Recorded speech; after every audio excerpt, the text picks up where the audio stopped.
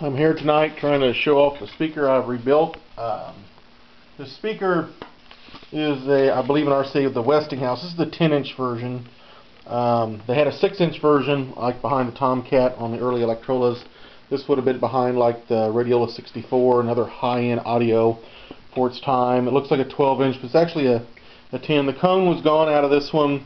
The spider was busted, so I did some engineering. This is actually a cone out of a Philco H speaker. It's got a good hemp base speaker cone. Lots of reflex. I used silicone actually. It works great. They didn't have it back then. I had to completely redo this whole thing. It's got an 1.5 inch voice coil, which is really nice. The Philco actually used like barely an inch. So it was kind of a crappy speaker.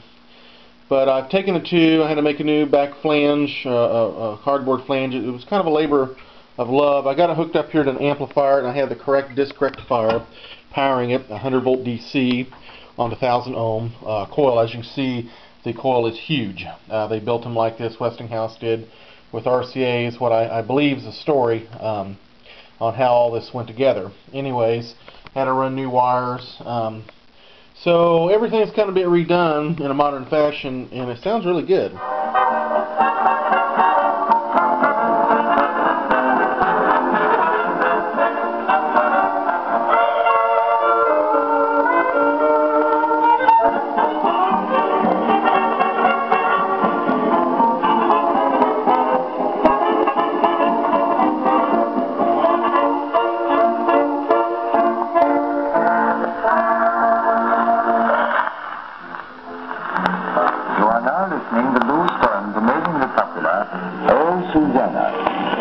Although this is an unusual type of signature tune, it is rather symbolic of his interpretation of slow foxtrot.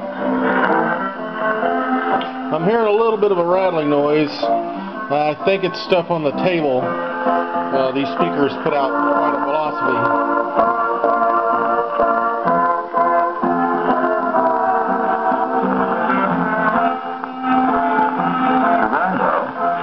In tangos and continental numbers, has a somewhat different combination of instruments to the usual dance band. I have this linked to a little tiny amplifier, which if you pull this out.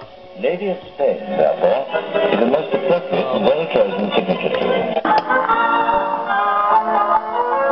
Of course, I have it hooked to my laptop, so anyhow.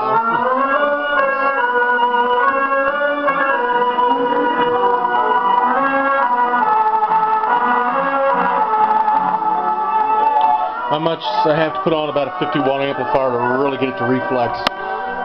So far there's no rubbing or anything showing any problems with the way I did it. It's kind of a unique way. I couldn't find on eBay any 10-inch cones. You can find them for 12-inch, you can find them for 8-inch, but well, I tried to find one for a 10-inch speaker. They're just not out there.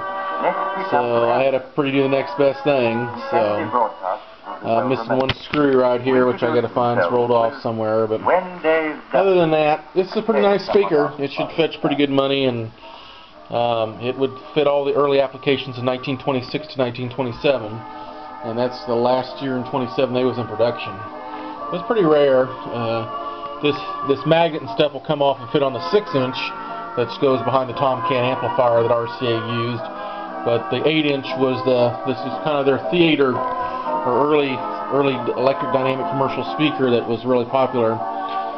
It mounts up here on the ears, which is kind of unique. It's more modern, but this is what makes the speaker, is the huge 1000 ohm fine wired electrodynamic coil. So anyhow, lots of fun. It's taken me a week to do this, a little bit at a time. Speaker rebuilds they're pretty easy, but it's just, you got to think, you got to be kind of careful what you're doing, and when you're dealing with vintage stuff, it could just all of a sudden disintegrate in your hands. So there's a lot of situations there. So hope you guys learn a little something here. See you guys next time.